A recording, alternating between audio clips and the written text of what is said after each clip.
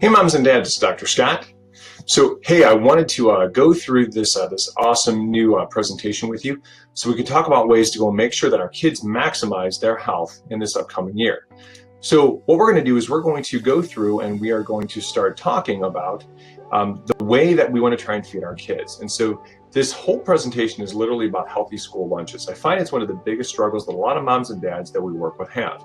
So when we look at this, a couple of big things here that we're going to focus on. We're going to talk about the problems that we're dealing with and then solutions that you can use immediately to get right in front of this issue of trying to make your kids healthy, but at the same time enjoying the foods that they're eating. So as we go through this here, let's just talk about a couple of the big issues, okay? Foods have a couple of very specific effects on the way that our kids recover. Foods can either weaken or strengthen kids' immune responses. They can cause wild fluctuations in their energy, and of course, they can dramatically impact the way they recover from both school, day-to-day activities, and along with any sports they're involved in. When we look at the keys to success, the keys are always very simple, right? Number one, balance. We don't want to have too much of any one thing, right? The 33% rule is kind of where we want to live, right? About 33% protein, about 33% carbs, and about 33% fats. So this balance point is important because the more balanced a child's meal is, the more they're getting, number one, diversity in the foods they're eating, which is important. Two, the more that the foods work together to slow down how we absorb the nutrients.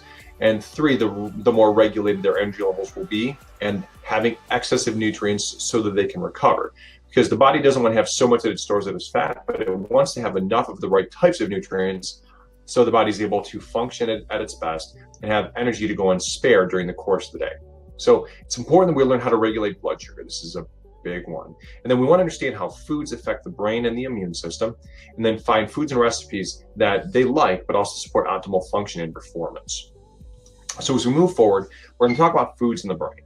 One of the big things I want to focus on in this webinar is I want to talk about the way that foods, especially sugars, can affect the nervous system. So we know that we hear about ADHD and focus and attention issues and all these things all the time. One of the biggest things that you can do nutritionally is regulate their blood sugar.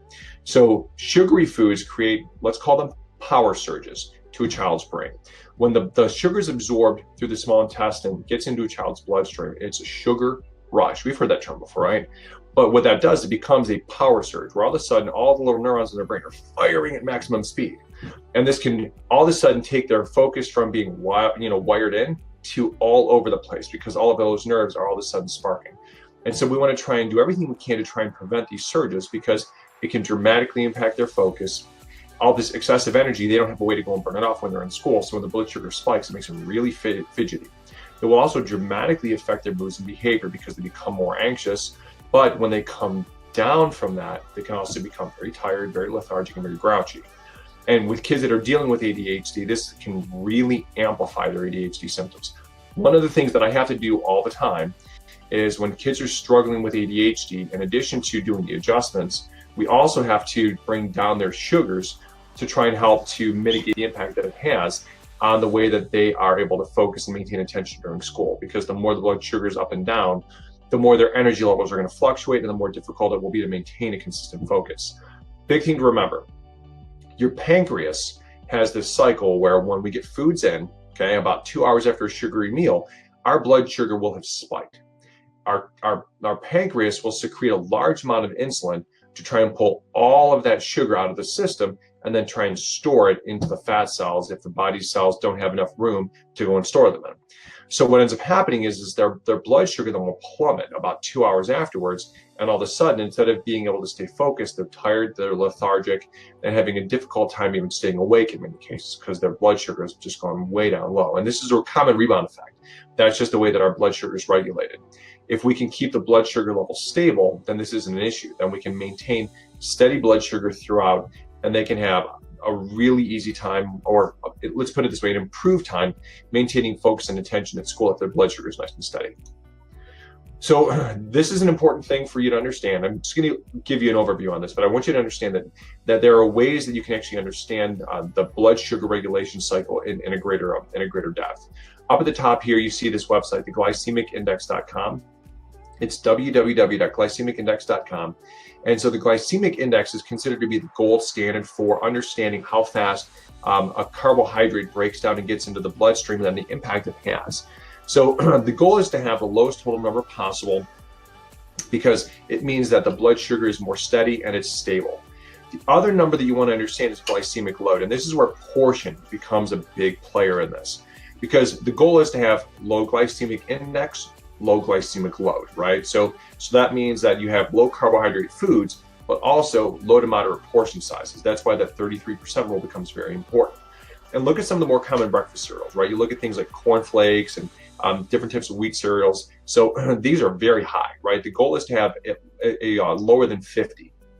What you're looking at, cornflakes 81, that's plus or minus 6, and they're giving a deviation. So the cereals can actually go as high as 87 or as low as into the middle 70s.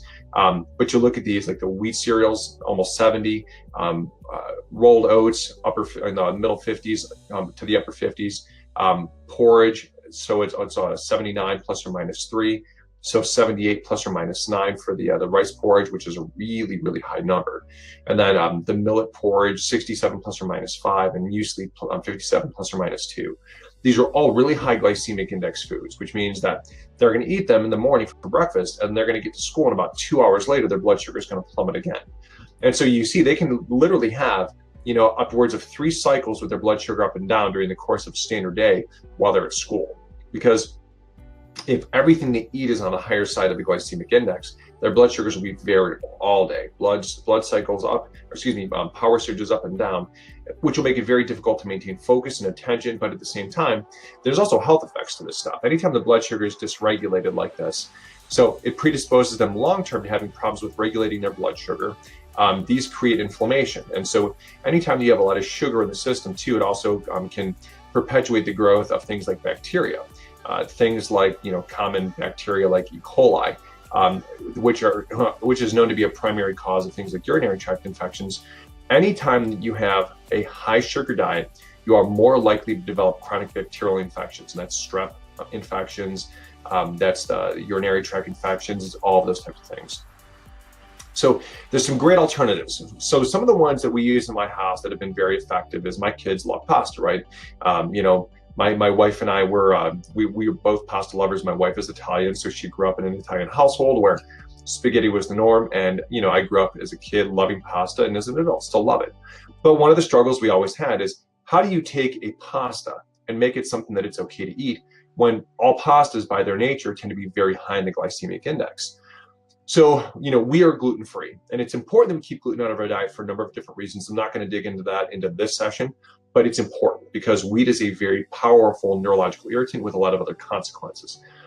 But we need things that are gluten-free that also help us to regulate our blood sugar. So these pastas, the Bonza chickpea pastas, and then these 2 red lentil pastas here from Tolerant and Pow, what they are is they're bean pastas, right, made from chickpea and lentil beans.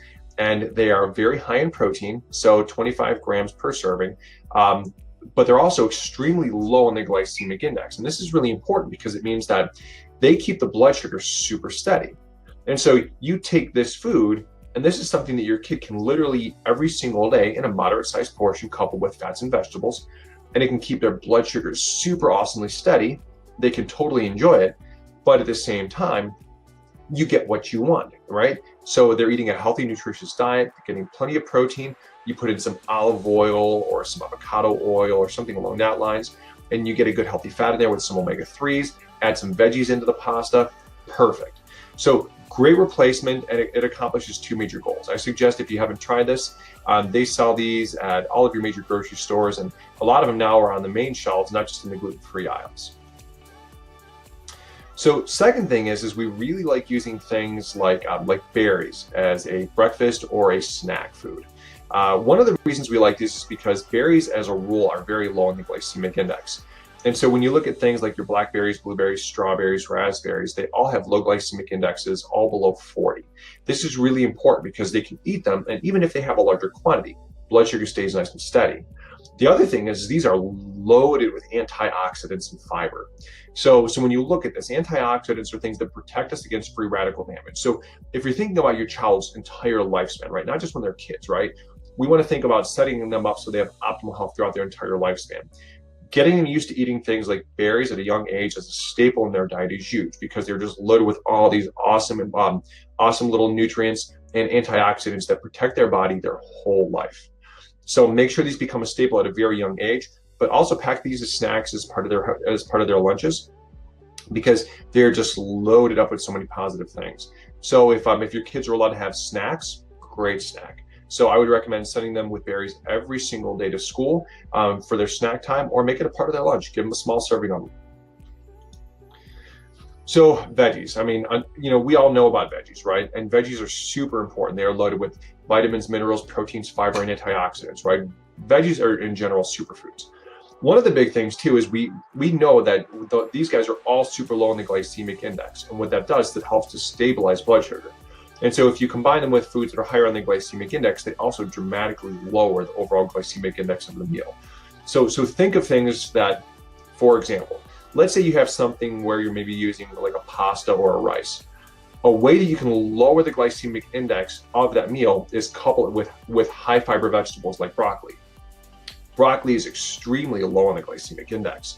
So it's an awesome thing to couple with it. So if you have a small portion of rice or pasta, and you add in broccoli or asparagus or something that's very fibrous, then it brings down the glycemic index dramatically because of the fiber content of the vegetable. They're great to couple together. It doesn't give us permission to go and have super high glycemic foods, but it helps us to keep the blood sugar more regulated. Now, you take that and you combine it with like the tolerant pastas or the Bonza chickpea pastas, and now you have this super low glycemic index meal that'll keep their energy super steady all day long, because it takes a long time for the sugars to get in and be absorbed. So I know a lot of kids like sandwiches, so we try to do gluten-free sandwiches as much as possible. But so this company, Food for Life, has really invested in doing sprouted grains. And if you're going to do grains, these are the best, right? So this one here, it's a gluten-free almond bread, but they also have non-nut breads. So if your child has a nut allergy, check out Food for Life, check out their website. They've got a lot of different combinations, and they're very sensitive to the ideas that some kids just cannot have nut breads. So this is one great example of Sprouted for Life, which is chia, quinoa, and millet. And it's a very low glycemic index, high protein. But one big thing about these sprouted grains is it also comes with all of the enzymes that the body needs to help us to digest this, because so many of these grains oftentimes are, we don't have the enzymes necessary to efficiently process them. So when they're sprouted grains, they're still alive. So they come with the enzymes that assist our body, that help them to maximally digest the grains. So this way here, we get the best of them. So when you look at sandwiches, I know a lot of kids love sandwiches, and if you're going to use lunch meat, that's totally fine, but you got to use things that are not going to cause inflammation and damage, right? So if you've not heard of nitrates and nitrites, I want to pound this in, because I know we love our kids and we care so much about making sure that their health is optimal. And if this is a blind spot, I hope that this helps you to really become aware of the dangers of nitrates and nitrites. So it is a proven fact in every circle of nutrition that nitrates and nitrites are cancer causers. So I know you would never ever put anything into your kids that would cause them harm. So let's make sure this blind spot is taken care of. This company, Applegate, is one of the pioneers. They were one of the first companies that came out with a nitrite-free lunch meat product. And they also go to the nth degree to make sure that these things are also organically raised, no antibiotics ever used, and the process of raising the chicken, turkey, the meats, they also make sure they're humanely raised. So these are great. If you're going to use a lunch meat, obviously just keep an eye on the salt content, because no matter what, lunch meats have to be have to increase the amount of salt so they can preserve the product. But just something to be aware of, that you really want to make sure that if you're going to do lunch meats, get those nitrates and nitrites out, and try and make sure that you're not putting in any antibiotics, because they will weaken our children's immunity. Because anything that they take in from a meat or a vegetable, they're going to digest those things, and they can affect the way that their immune system works as well. So make sure they're getting lots of omega-3s and healthy saturated fats. They strengthen the immune system, optimize brain development. They keep us fuller longer. They don't spike our blood sugar. And these are great sources of energy. If you have any specific questions about omega-3s, don't hesitate to contact me. I know a lot of you are aware of it because it's becoming more common out there in the news and the media. And a lot of times when they're talking about nutrition, they talk about the importance of omega-3s. But that would be like your avocado oils and olive oils. And a lot of your seeds, pumpkin seeds and chia seeds and hemp seeds and all those things are really dense in them. So just make sure your kids have lots of these. And healthy saturated fat sources would be things like your coconut fats, which are loaded up with lauric acid. And lauric acid is a major league immune booster. It helps us to fight off everything from viruses and bacteria to certain types of function yeast. So tons of different types of benefits that coconut fat has as well. So I know we just talked about these. So these are my preferred fat sources. We really like nuts and seeds, almonds, pistachios, pumpkins, things along that lines. Really like all this stuff. So we also like avocados, avocado oil, coconut oil, organic butter, and olive oil. So food combining is important. I know I touched on this before, but it also helps to make sure the meals are more balanced. Blood sugar is more regulated. You want to make sure there's protein, fats, and low glycemic index carbs at each meal so we can optimize recovery, growth, and function. So guys, that's this webinar. So I hope this is helpful for you. If there are questions that you have, don't hesitate to reach out to my office directly. We are more than happy to give out as much information as you need to make sure that your family is living the most awesome life possible. So in the next webinar, we're going to dig deep into sleep and how much do your kids need and sleep routines that really work. So this is Dr. Scott, guys, from Elite Family Chiropractic, where we're growing healthy families. God bless and be elite.